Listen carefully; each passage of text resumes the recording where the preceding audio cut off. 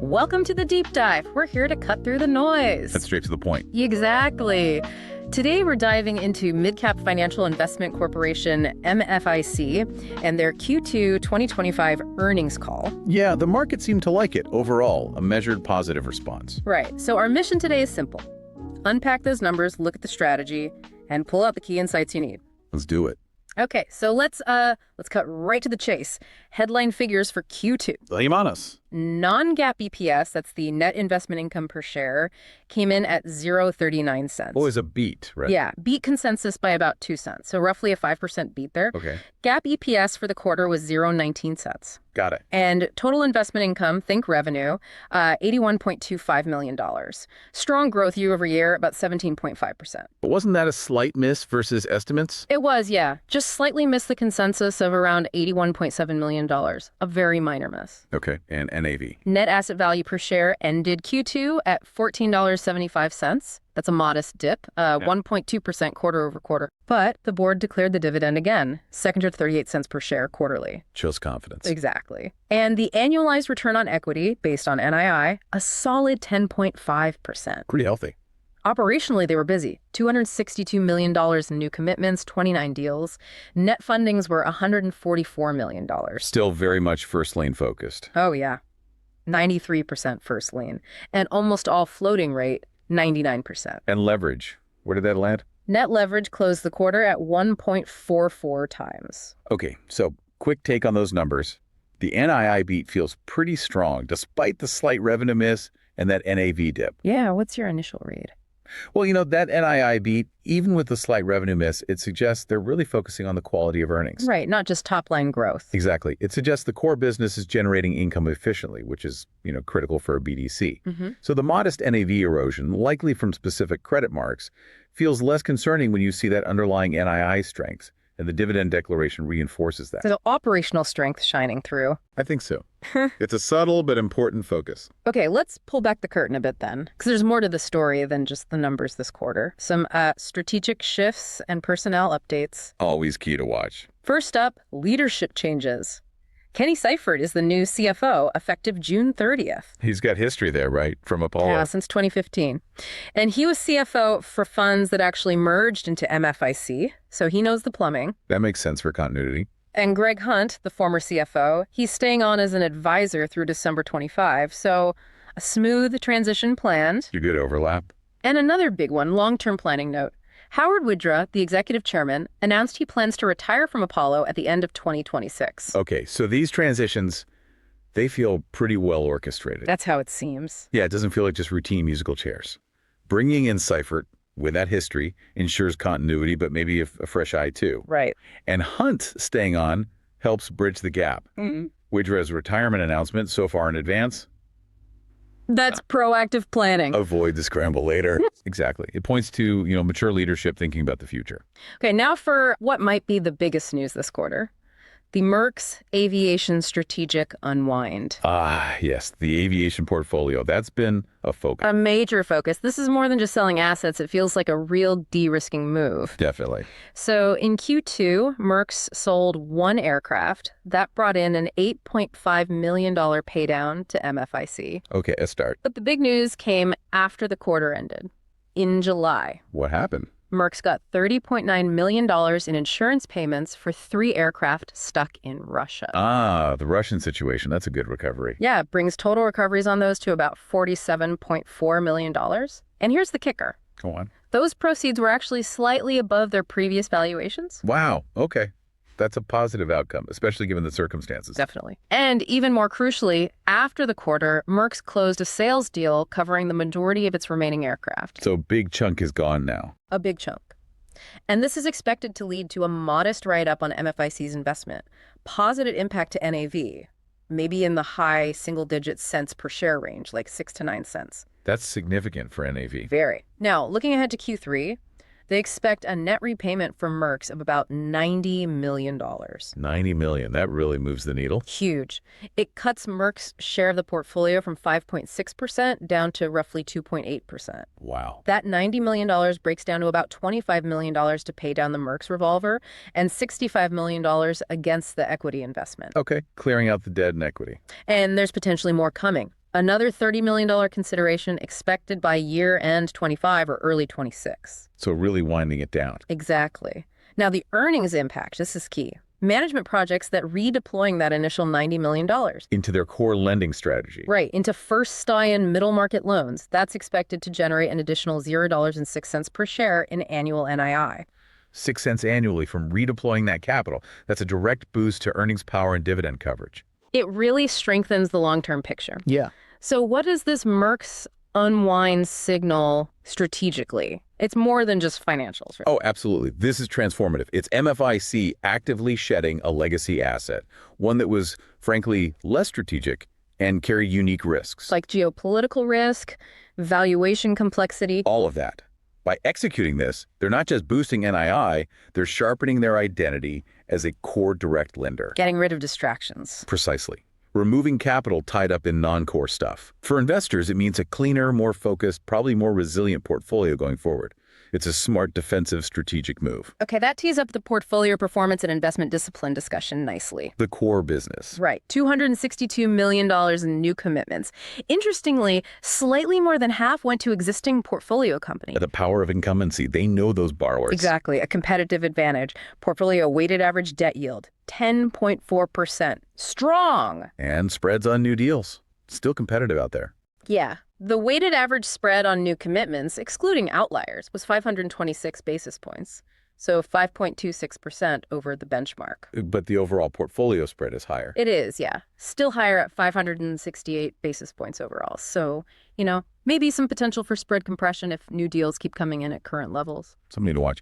What about leverage on those new deals? Weighted average net leverage on new commitments was 4.0 times. That's actually down slightly from 4.2 times last quarter. Management seems comfortable there. 4 times. Pretty disciplined. Seems like it.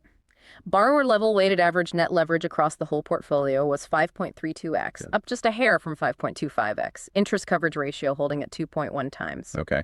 And they mentioned primarily U.S. service-oriented businesses. They specifically reviewed for tariff impacts and are underweight companies reliant on imports-exports. Smart diversification. And this is critical. MidCap Financial, or Apollo, acts as the administrative agent on 72% of our direct lending portfolio. That's huge. What does that agenting really give them? Well, that's my question for you. What's the real advantage there? It's a massive advantage. It's not just fees. It gives them frontline access, enhanced information flow, early warnings on potential issues. They see everything first. Pretty much. They're seeing the financials. They're in the management discussions. They can spot operational challenges early. Combine that with their track record. Was it 6 basis points annualized loss rate on mid-cap source loans since mid-2016? Something incredibly low like that, yeah. It really underpins their discipline. It's like having a built-in early warning system. Which is vital, especially when we look at credit quality and non-accruals. Always a mixed bag. Always. The good news, they restructured 3 positions, got them back on accrual status. Shows they can work things out. Positive sign, yeah. Workout capability. But 3 new first lien positions were placed on non-accrual, company-specific issues. Okay, so non-accruals ticked up. They did. Now represents 2% of the portfolio at fair value. That's up from 0.9% last quarter. Any common themes there? Management mentioned cost pressures, interest rates, labor, and also situations where you had maybe a good company, but a bad balance sheet that was billed back when rates were lower. The legacy capital structure issue. Makes sense. So how does their focus on covenants help here? They mentioned 96% of the portfolio had financial covenants. That seems high. It is high, and that's precisely where their underwriting shines compared to, say, the broadly syndicated, often covenant-light market. Right. Those covenants give them early warning triggers. And crucially, more leverage to step in, negotiate, or restructure if a company hits turbulence. They don't have to wait for a default. Exactly. They can be proactive, potentially mitigate bigger losses. It's a defense against those very cost pressures they identified. Okay, let's switch to capital management.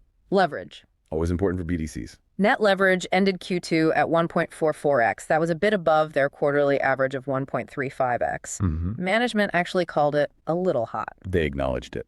Yeah, but said it was acceptable, explained it was deliberate deployment ahead of that big Merx paydown we talked about. Oh, so timing. Timing. Pro forma, if you include the Merx repayment, net leverage would have been around 1.37x. So, back in line. Makes sense. And their target range?